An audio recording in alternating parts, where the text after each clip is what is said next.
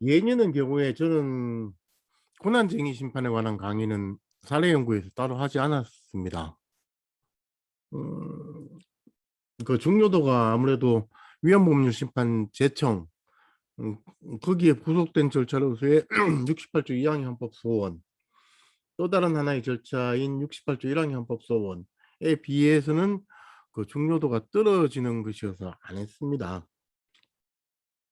그렇지만 제가 누차에 걸쳐서 말씀드린 바와 같이 5가지 절차, 위헌법률 심판, 탄핵, 정당해산, 고난쟁의, 헌법소원, 헌법소원 1, 헌법소원 2, 뭐 68조 1항 헌법소원, 68조 2항 헌법소원을 나눈다면 뭐 6가지 절차가 있다고 할 수 있을 것인데, 주로 여러분이 변호사 시험에서 다루는 내용은 위헌법률 심판 제청과 관련되어서 68조 2항의 소원, 아니면 68조 1항의 소원, 이것이 주류적으로 다루어졌습니다.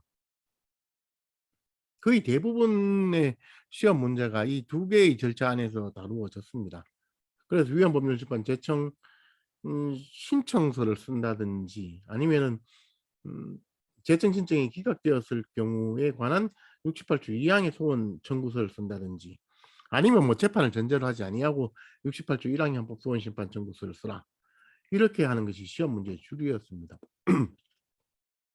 그런데 이제 그것만 내다가 보니까 뭐 좀 단조롭다고 생각되면은 낼 수 있는 다른 절차는 제가 보기엔 딱 하나는 있는 것이 고난쟁의입니다.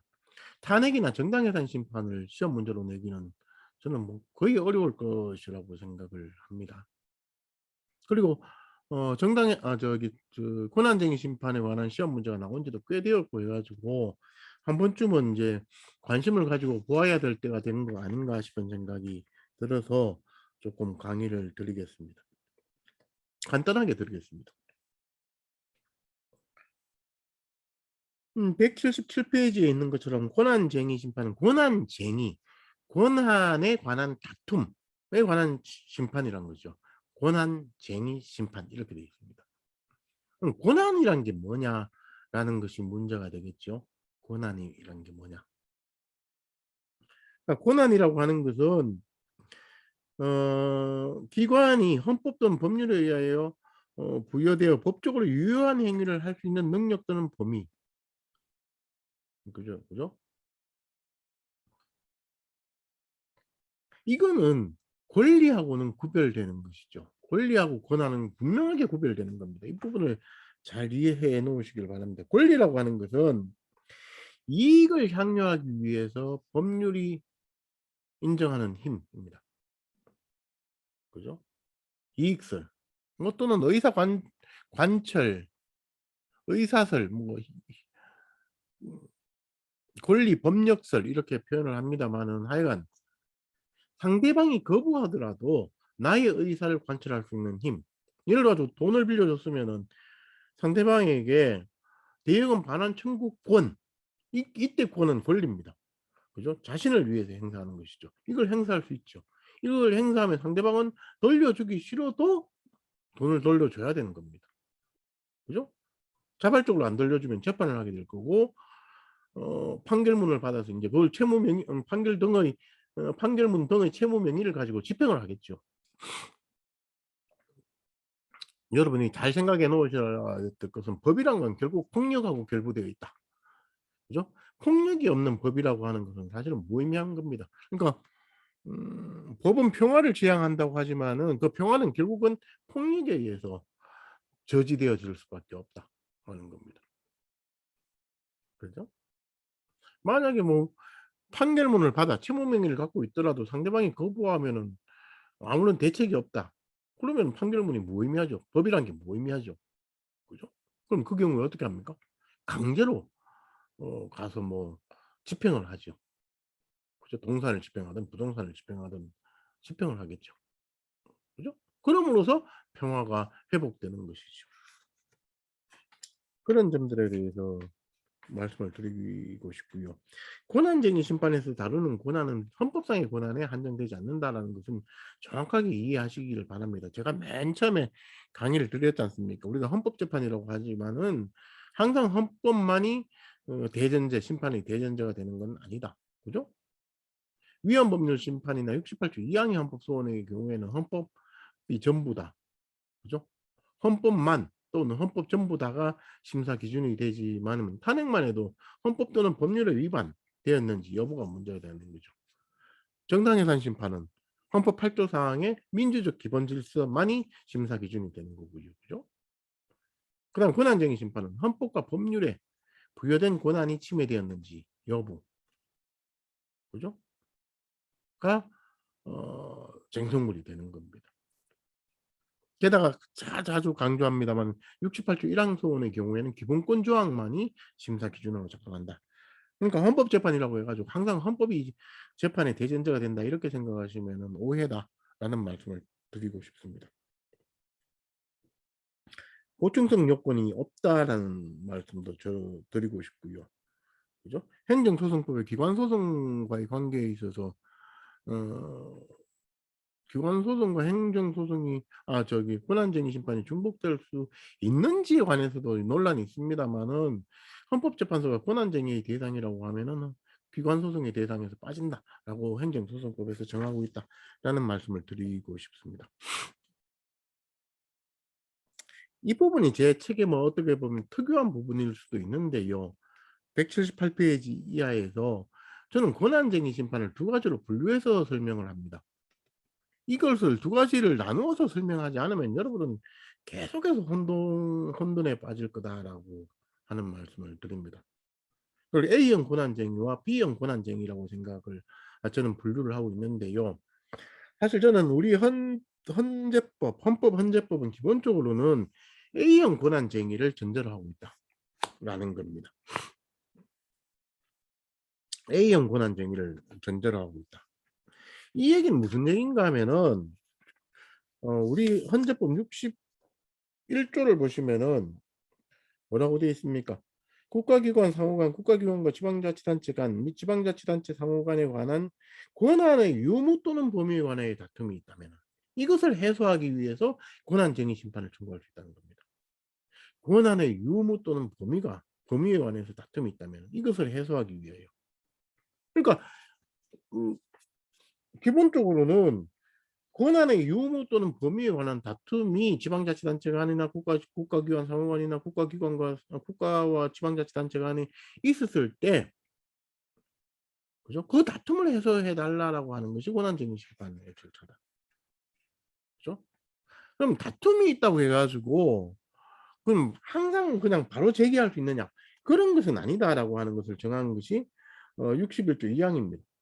피청구인의 처분 또는 부작위가 헌법 또는 법률에 의해 부여받은 청구인의 권한을 침해하였거나 침해할 현저한 위험이 있는 경우에만 권한쟁의 심판을 청구할 수 있다. 쟁송물은 권한의 유무 또는 범위. 그죠?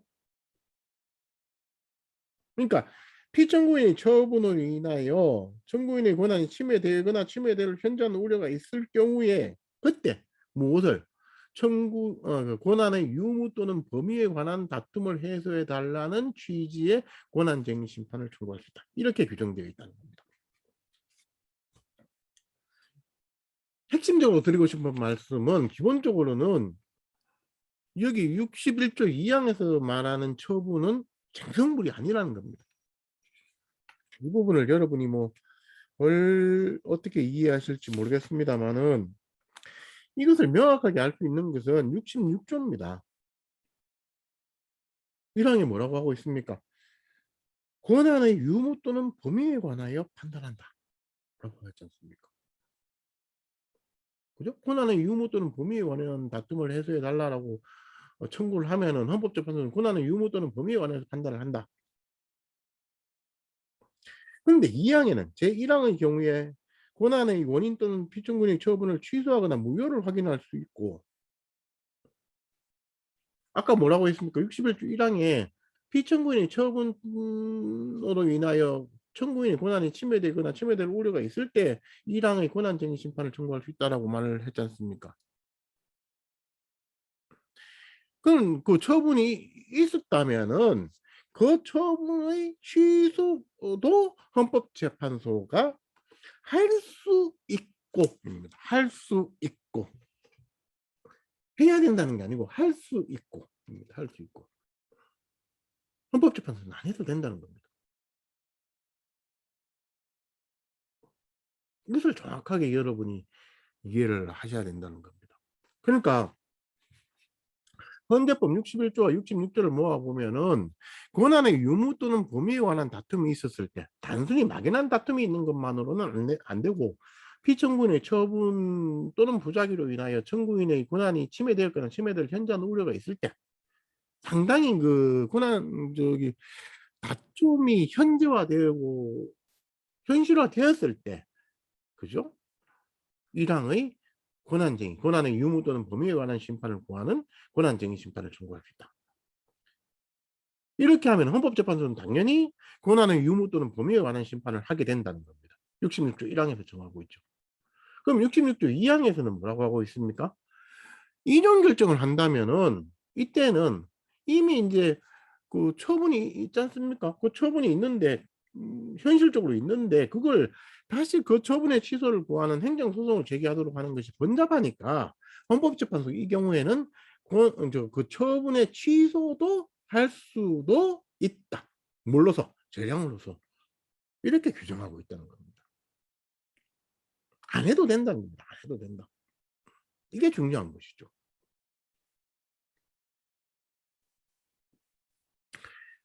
이렇게 되어지는 구조를 저는 A형 권한쟁의라고 생각을 하고요. 이게 본래적인 모습이라고 생각을 합니다. 이것에 관한 인용 주문은 179페이지에 이렇게 되어 있죠. 주로는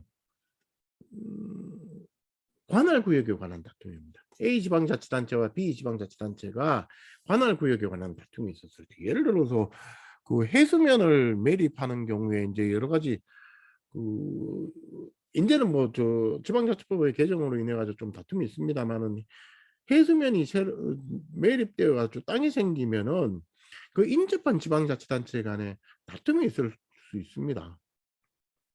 그 관할권을 행사하겠다는 것이죠. 중요한 이유는 뭐겠습니까? 항시 돈입니다. 무슨 돈? 재산세를 부과할 수 있다는 겁니다. 재산세. 그죠? 재산세를 부과하고 세금을 부과할 수 있습니다. 그죠? 그러니까 관할권을 행사하고 싶어 하는 것이죠. 그럼 그 관할 그 매립지에 대해서 우리 지자체의 관할에 속한다? 고 생각을 하는데 A 지자체는 B 지자체는 우리 지자체의 관할에 속한다 이렇게 다툼이 생기는 겁니다. 그죠? 권한의 범위, 자치 그러니까 지방 관할권의 범위에 관한 다툼이 있는 거죠. 이 경우에 A가 이제 저 땅은 내 땅이야라고 생각했는데 B 지방자치단체가 그 땅에 대해서 그 재산세를 부과하면 처분이 있는 거죠. 이게 관할 B 그러면은 A 지자체의 관할권이 없어지는 것으로 될 가능성이 있는 거죠. 내 땅이라고 생각했는데 옆에 있는 지자체가 관할권을 행사해 가지고 세금을 부과했으니까요.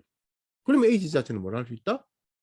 저 땅은 나의 관할에 속하는 것을 확인해 달라는 취지의 권한쟁의 심판을 청구할 수 있다는 겁니다. 그것이 제가 여기서 말씀드리는 A형 권한쟁의 심판 사건이라는 겁니다. 이 경우에 주문은 인용 결정의 주문은 그 뭐뭐 사이 각 점을 순차적으로 연결한 선의 우측 부분에 대한 관할권은 청구인에게 있고, 그죠? 청구인에게 있고, 이쪽은 피청구인에게 있고, 관할권의 유무 범위에 관한 판단을 해줬죠. 그런데 피청구인의 처분이 있지 않습니까? 그걸 66조 2항에 따라서 취소 또는 무효 확인도 할 수 있다. 라고 되어 있으니까 이 사건에서는 헌법재판소가 친절하게, 그죠? 무효 확인을 해준 겁니다. 피청구인의 처분은 무효다. 권한 없는 자의 행위는 무효 사유죠. 행정법에서 권한 없는 자의 처분은 무효입니다. 그죠? 이게 제가 보기에는 그 우리 헌재법 61조, 66조에 상당히 부합하는 결정 유형이라고 생각하는데, 그런데 중요한 거는 여러분이 다루게 되는 변호사 시험에서는 이 시험 유형은 나올 수가 없습니다. X들이 나올 수 없습니다. 여러분이 어떻게 그 관할권에 관한 분쟁을 여러분 한 1 시간 30-40분 만에 획정해 낼 수 있겠습니까? 못합니다. 이건 헌법재판소에서 관할권에 관한 분쟁이 있었을 때는 현장 조사도 해야 되고요. 그건 사실 확정의 문제거든요. 여러분 시험에서는 낼 수 없습니다. 여러분 시험에서 다룰 수 있는 것은 저는 B형 권한쟁의라고 생각하는데, 사실은 이 B형 권한쟁의는 우리 법문하고는 상당히 어울리지 않는다라는 겁니다. 그러니까 A형 권한쟁의는 권한의 유무 또는 범위 완화에 다툼이 있었을 때 이 권한이 나에게 속한다라는 것을 확인해 달라라고 하는 심판 청구인데요. B형 권한쟁의는 기본적으로 좀 묘하게도 권한의 유무 또는 범위에 관해서는 다툼이 없습니다. 그런데 피청구인의 처분이 나의 권한을 침해했다는 사실을 확인해 달라라는 것을 구하는 심판입니다. 권한의 유무 또는 범위에 관한 다툼이 없고, 피청구인의 처분이 나의 권한을 침해했다는 것을 확인해 달라. 그리고 뭘 해달라? 더 나아가서 피청구인의 처분을 취소 또는 무효 확인해 달라라는 형태의 권한쟁의 심판이다. 이상하죠? A형 권한쟁의는 A형 권한쟁의는 권한의 유무 또는 범위에 관한 다툼이 전제되고 권한쟁의가 제기되는데, B형 권한쟁의는 권한의 유무 또는 범위에 관한 다툼 자체가 없습니다. 없다. 이 점을 잘 이해하시길 바랍니다. 그래서 61조, 66조하고는 상당히 부합하지 않는 형태입니다만은, 현실적으로 대부분의 헌법재판소의 권한쟁의 심판 사건은 안타깝게도 B형 권한쟁의다. 그리고 여러분 시험에서 다룰 수 있는 내용도 B형 권한쟁의다 라는 것을 분명하게 말씀드립니다. 그러니까 B형 권한쟁의를 다루면서 우리 헌법재판소법을 찾아보고 이렇게 해 가지고 법문하고 이게 어떻게 해석해야 되지라고 생각하시면은 여러분은 대답을 할 수 없다. 그냥 B형 권한쟁의 자체를 헌법재판소 판례에 따라서 이해하고 외우는 수밖에는 없다라는 말씀을 제가 분명하게 드립니다. B형 권한쟁의를 한번 보십시오. 180페이지에 있는 것처럼 피청구인 국회의장이 뭐 2차 본회의에서 신문법의 가결을 선포한 행위가 청구인의 법률안 심의 표결권을 침해한 것이다.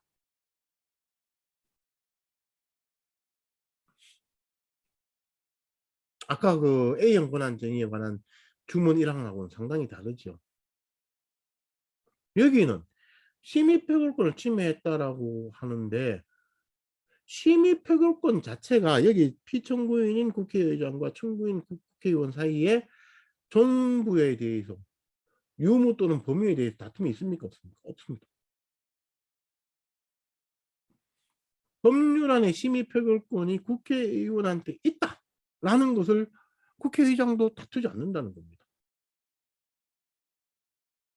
그렇죠?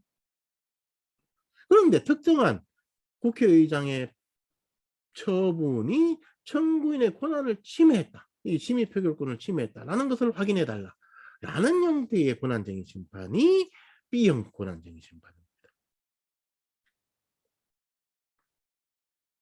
그리고 이 항에서 가결 선포 행위 피청구인의 처분을 취소해 달라, 그죠? 무효 확인을 해 달라라고 했는데, 그거는 기각하라. 여러분이 잘 생각해 보셔야 될 것은 A형 권한쟁의에서는 예를 들어 여기 그 토지의 관할권에 관한 분쟁이 있으면은 권한이 나한테 있으면 그 매립지에 대한 관할권이 A 지자체에 있다는 사실이 되기만 하면, 그것만 확정되기만 하면은 사실은 B 지자체의 과세 처분을 취소할 것인가 말 것인가는 사실 아무런 의미가 없습니다. 아무런 의미가 없습니다. 그러니까 주문 1항으로서도 1항으로부터 당연히 2항이 도출되는 겁니다. 왜? B는 관할권 없는 토지에 대해서 과세권을 행사한 거 아닙니까? 그러니까 당연히 권한 없는 행정적인 행위로서 무효죠. 그러니까 사실은 A형 권한쟁의에서는 주문 이항은 안 해 줘도 돼요. 아무 상관없습니다. 청구인의 권리에 아무 영향이 없습니다. 그런데 B형 권한쟁의에서는 뭐가 핵심이다? 피청구인의 처분을 취소해 달라라고 하는 주문 이항이 핵심인 겁니다. 이 점을 잘 이해하시길 바랍니다.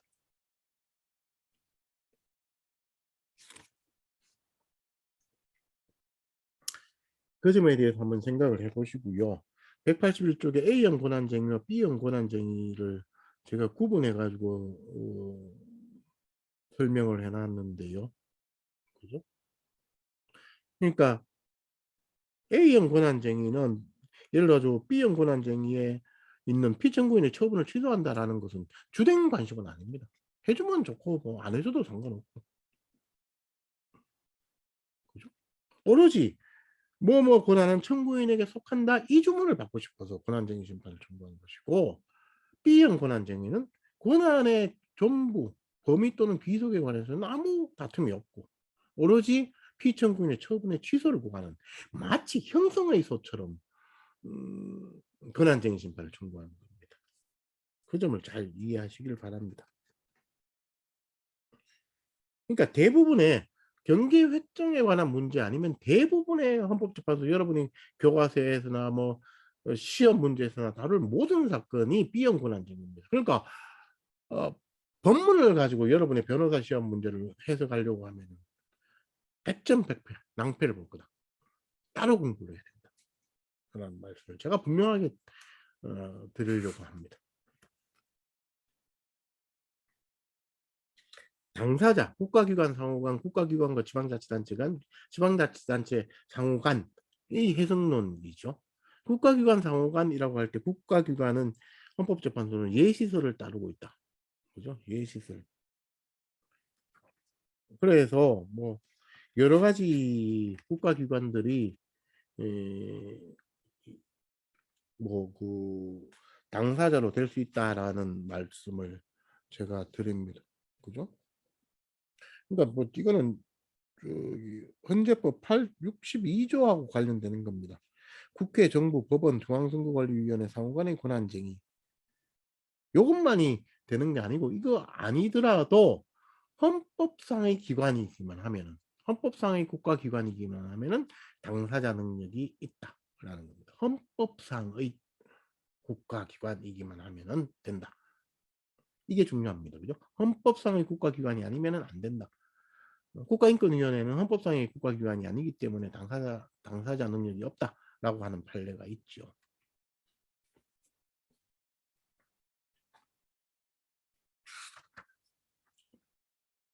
그런 점을 한번 생각해 보시기를 바라고요.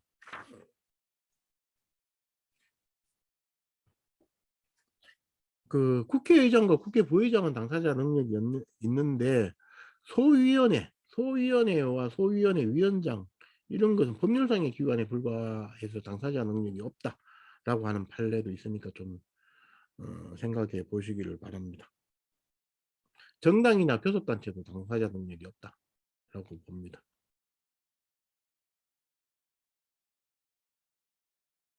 그죠?